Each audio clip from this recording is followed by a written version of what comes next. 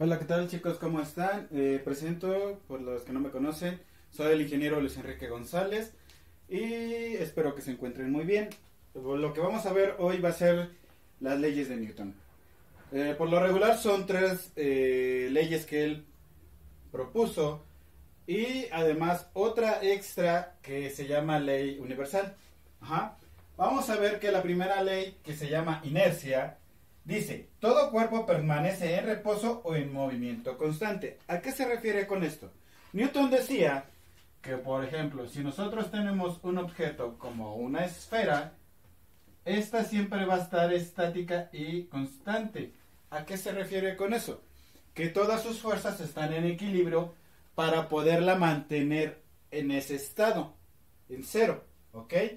Sin embargo, por ejemplo, ahora, si esa esfera está en movimiento, su movimiento va a ser constante y no va a presentar ni ningún cambio hasta que alguien más o algo externo la empiece a mover. En ambos casos es constante. Esta esfera es fija y no se mueve hasta que alguien más o algo externo lo empiece a mover. Sin embargo, esta que está en movimiento es constante hasta que algo no la llegue a detener. Aunque este segundo caso es en el caso ideal si no hubiera algo que la detuviera, como por ejemplo el suelo, que presenta fricción y en este caso poco a poco la va deteniendo. Este segundo caso lo podemos encontrar más en el espacio exterior. ¿Por qué? Porque ahí no existe tanta fricción. Sin embargo, aquí en la Tierra pues es mucho más difícil encontrar esta situación. Ahora, vamos a explicar la segunda ley. Dice, segunda ley, que es la de dinámica. El cambio de un movimiento se da en la cantidad de la fuerza y en forma recta. ¿A qué se refiere con esto? Ok, nosotros tenemos un objeto que es una esfera, está estática en este instante, pero en el momento que yo le proporcione una fuerza, ¿qué va a pasar? Esta esfera se va a desplazar con la misma cantidad de fuerza que se le proporcionó. Pero, sin embargo, ahora, si dicho cuerpo es más grande y nosotros le aplicamos la misma cantidad de fuerza anterior al ejemplo, entonces, ¿qué va a pasar? Sí se va a lograr mover esta materia, pero en menor cantidad.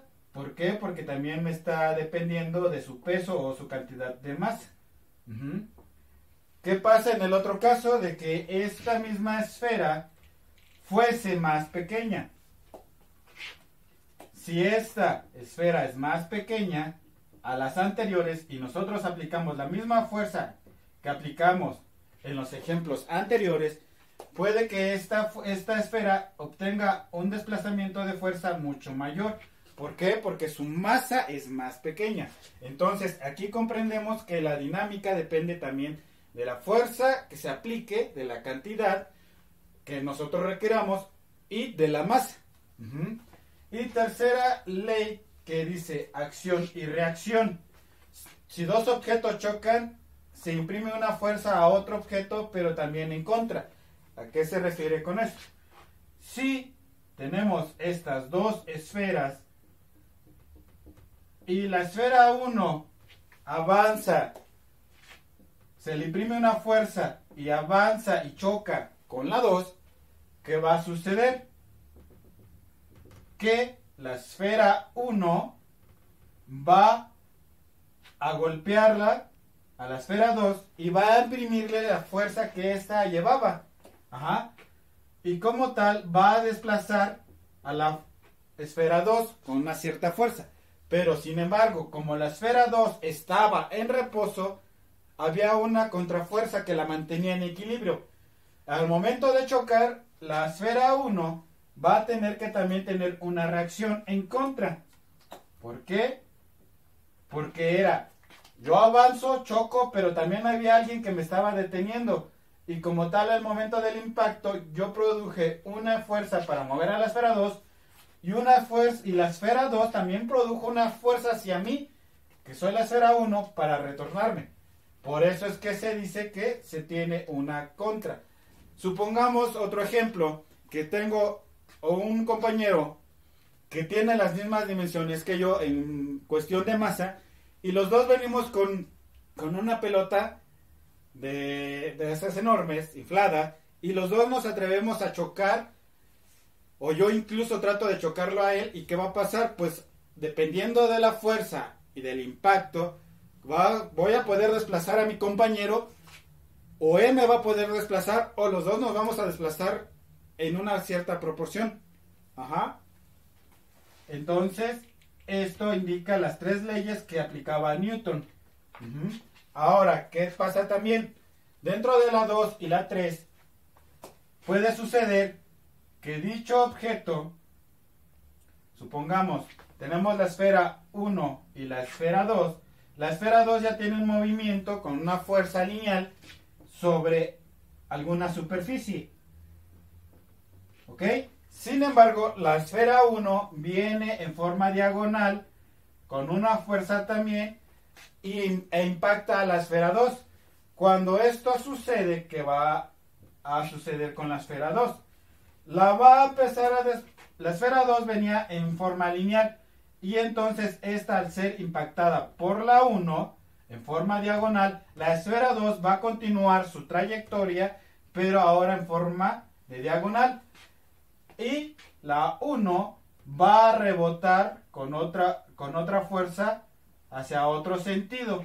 ¿Por qué? Porque estaba chocando. Venía así, y al momento de impactar la 2, la 1 se desplazó en contra, y la 2 obtuvo otra trayectoria con otra fuerza de impacto. Posteriormente, hay otra que es la de la ley universal. ¿Qué dice?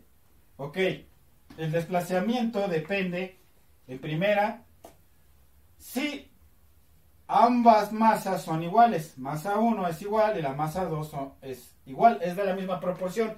Entonces, si yo impacto a la 1 con una fuerza normal, pequeña de esta proporción, la 2 también se va a desplazar de esa misma magnitud. Sin embargo, si la 2 es de la misma proporción, la 1 es de la misma proporción, y la 2 es más grande, ¿qué va a pasar? La 1 se va a mover, va a impactar a la 2, pero la 2, como es más grande, sí se va a desplazar, pero con una fuerza menor. ¿Por qué? Porque su masa es mayor. Si yo quisiera que su fuerza de desplazamiento fuera mayor, yo necesitaría una de dos: la masa 1 hacerla más grande, o, en su defecto, imprimirle más fuerza a la 1 para que la 2 se logre mover con mayor fuerza, mayor desplazamiento. Y en el caso 3, dice que si yo tengo esta masa 1 y tengo la masa 2 pero más pequeña, y yo le aplico la misma fuerza anterior, de la misma magnitud, esta la va a desplazar, pero como es más pequeña, la va a desplazar con mayor fuerza. Entonces, en palabras resumidas, está dada por la siguiente fórmula, que dice que la fuerza es igual a una constante G que se llama gravedad, que es la que nos afecta a todos, la gravedad de la Tierra.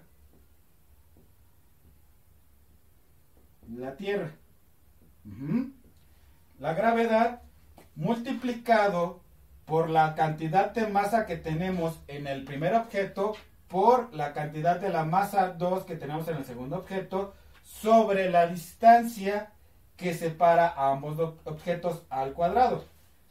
¿Ok? Quiere decir que yo tengo una masa 1, masa 2, y también repercute la distancia que tengan ellos. Dependiendo de la distancia, pues puede ser que se atraigan o se rechacen, y también depende de la masa y de la cantidad de fuerza que a lo mejor se aplique. Pero también nos afecta lo que es la gravedad. En este caso es la masa 1, masa del objeto 1, la masa 2 y la distancia de ambos objetos. ¿En dónde podríamos ver este tipo de situaciones? Pues háganse la pregunta que, por ejemplo, ¿cómo es posible que la Luna se mantenga en órbita alrededor del Sol y que no salga disparada a otra parte del universo? Lo que está sucediendo es que el planeta Tierra tiene una cierta fuerza de atracción y repulsión con respecto a la Luna, y la Luna también tiene una cierta fuerza de atracción y repulsión a la Tierra también. Es por eso que ambas se mantienen en órbita y no se logra desplazarse más allá. Tienen una cierta distancia, ¿cierto o no? Pero también tienen una cierta masa y existe una fuerza de gravedad tanto de atracción como de repulsión para mantener el sistema en equilibrio.